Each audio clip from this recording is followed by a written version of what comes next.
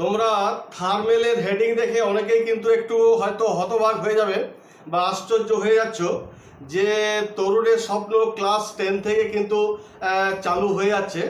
তো ব্যাপারটা কি বা বিষয়বস্তুটা কি সেটা তোমাদের আমি খুলে বলবো। তার আগে বলে রাখি, যারা আমার এই ভিডিও দেখছো যদি ভালো লেগে থাকে তাহলে অবশ্যই কিন্তু একটা সাবস্ক্রাইব এবং লাইক করে দিও, আর পাশে থাকা বেল আইকনটি প্রেস করতে কিন্তু একেবারে ভুলো না। দেখো, এই যে তরুণের স্বপ্ন যে ব্যাপারটা বলছি, এটা ক্লাস আগামী বছর, যেটা এখন যারা ক্লাস 9-এ পড়ছো, আগামী বছর যারা ক্লাস 10-এ উঠবে, তোমাদের কিন্তু তরুণের স্বপ্ন কিন্তু একটা প্রবন্ধ পড়তে হবে। হয়তো তোমরা অনেকে ভুলে ফেলছিলে যে হয়তো তরুণের প্রকল্প যেটা ক্লাস 11 বা 12-এ ট্যাবের টাকা দেওয়া হয়, সেটার সঙ্গে তোমার হয়তো ক্লাস 10, এটা কি ক্লাস 10 থেকে কি ট্যাবের টাকা দেওয়া হবে, এরকম হয়তো তোমরা ভাবছিলে যে তরুণের স্বপ্ন, কিন্তু তা নয়।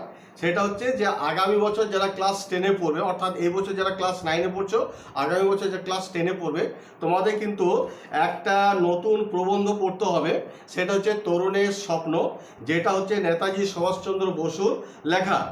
তো বোর্ড কিন্তু এটা নোটিশ দিয়ে জানিয়ে দিয়েছে যে প্রত্যেক ছাত্রছাত্রীকে কিন্তু ক্লাস 10-এ এই প্রবন্ধটা কিন্তু অবশ্যই পড়তে হবে এবং বাধ্যতামূলক। তবে এই ব্যাপারে কিন্তু একটা কথা উল্লেখ করা হয়েছে যে এইখানে যে তোমাদের তরুণের স্বপ্ন যে প্রবন্ধটা তোমার ক্লাস 10-এ পড়বে আগামী বছর, সেইখান থেকে কিন্তু কোনো পরীক্ষায় কিন্তু কোনো কোশ্চেন আসবে না। জাস্ট তোমাদের কিন্তু এই তরুণের স্বপ্ন প্রবন্ধটি পড়তে হবে। তাহলে বোঝা গেল যে তোমরা যে থার্মেলে দেখেছিলে যে ক্লাস 10-এ তরুণের স্বপ্ন চালু হয়ে গেল, তো ব্যাপারটা হচ্ছে এটাই যে তোমাদের ক্লাস 10-এ, মানে এই বছর যে ক্লাস 9-এ পড়ছো, আগামী বছর তোমরা ক্লাস 10-এ পড়বে, তখন তোমাদের এই একটা প্রবন্ধ তরুণের স্বপ্ন পড়তে হবে, আর যেটা হচ্ছে তোমার নেতাজি সুভাষচন্দ্র বসুর লেখা। তবে এখান থেকে কিন্তু বোর্ড জানিয়ে দিয়েছেন যে কোনো রকম কোশ্চেন হবে না বা এখান থেকে কোনো রকম পরীক্ষা নেওয়া হবে না, জাস্ট তোমাদের কিন্তু এটা পড়তে হবে। এবার বলি, তরুণের স্বপ্ন যে প্রকল্প যেটা ট্যাবের টাকা তোমরা পাবে, সেটা এই বছর কিন্তু দিতে একটু দেরি হচ্ছে, কারণ আমরা বিগত বছর দেখেছি যে ক্লাস 12-দেরই কিন্তু এই ট্যাবের টাকা দেওয়া হতো, কিন্তু এই বছর যেহেতু ক্লাস 11 থেকে এই ট্যাবের টাকা দেওয়া হচ্ছে, সেই জন্য এই ক্লাস 11 এবং ক্লাস 12 এই যে হিউজ পরিমাণে ছাত্রছাত্রী রয়েছে, সবাইকে তো টাকা দিতে হবে, এবং এই যে হিউজ পরিমাণে টাকা, প্রায় 1500 কোটি টাকা যে বরাদ্দ হয়েছে, তার জন্য একটা প্রসেসিংয়ের জন্য কিন্তু একটা চলছে। তবে সম্ভবত আমরা যেটা বিগত বছরে আমরা দেখেছি যে আমাদের মাননীয় মুখ্যমন্ত্রী যেটা ঘোষণা করে দেন যে মোটামুটি শিক্ষক দিবস যেদিন থাকে সেই দিনই কিন্তু একটা উনি ঘোষণা করেন যে এই ট্যাবের টাকা দেওয়া হবে।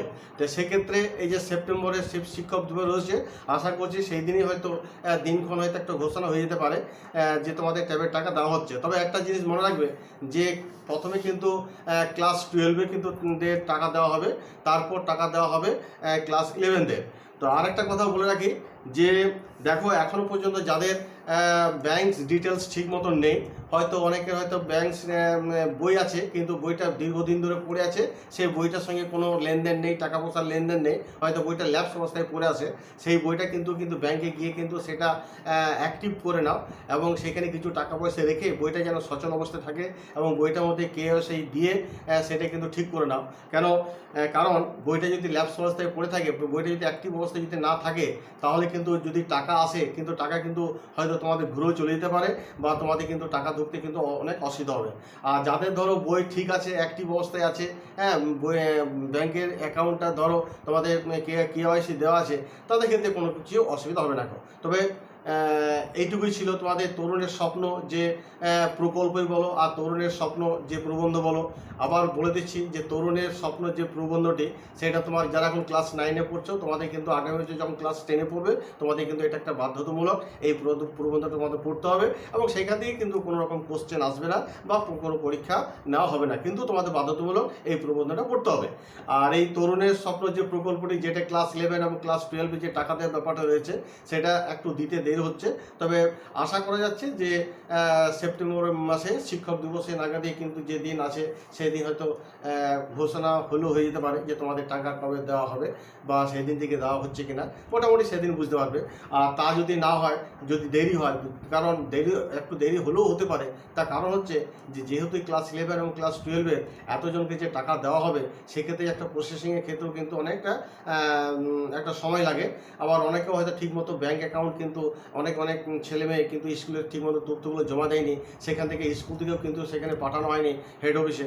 হ্যাঁ, সেই জন্য একটু প্রসেসিংয়ের একটু দেরি হলেও হতে পারে। তো যাই হোক, এবার যারা ধরো গাফেলতি করবে, যারা হয়তো ঠিক মতন দেবে না, তাদের জন্য তার বসে থাকবে না। অতএব যারা দেবে তারা পাবে, আর যারা ব্যাঙ্ক অ্যাকাউন্ট ঠিক মতন দেবে না, হ্যাঁ, তারা হয়তো পাবে না।